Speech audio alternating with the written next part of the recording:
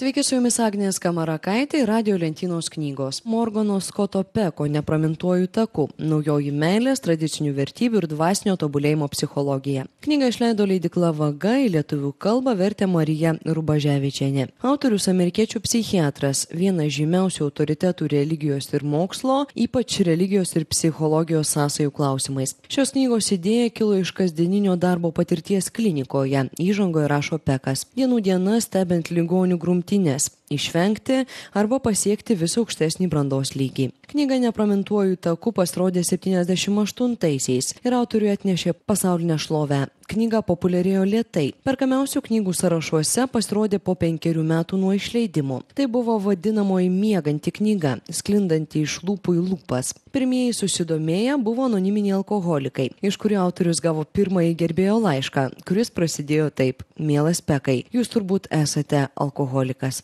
Ir toliau populiarumas tik augo. Tai liudija ir tai, kad šiame lietuviškame leidime yra spausdinamas 25-ojo jubiliejinio leidimo įvadas. Kodėl ši knyga buvo tokia populiari? Pats autorius atsako, todėl, kad buvo pačiu laiku. Cituoju, keletas pavadino mane pranašu. Aš galiu sutikti su tokiu atrodytų didingu titulu tik todėl, kad daugelis jų paaiškino, jog jų nuomonė pranašas nėra kažkas, kas gali numatyti ateitį, bet tiesiog tas, kuris moka skaityti laiko ženklus. Nepramintuoju taku pelnė šlovę visų pirma todėl, kad tai buvo to laiko knyga ir skaitytojai lėmė jai sėkmę. Citatos pabaiga. Autorius gimė 1936 Niujorke. Kai jam buvo 13, tėvai nusiuntė jį į internatinę mokyklą. Šioje knygoje jis pasakoja, kad tai buvo blogiausi metai jo gyvenime. Vieną pavasarį Morganas Skotas Pekas atsisakė grįžti į mokyklą. Sunerimę tėvai kreipėsi į psichiatrą, kuris diagnozavo depresiją ir rekomendavo paguldyti į mėnesių į psichiatrinę ligoninę, nebent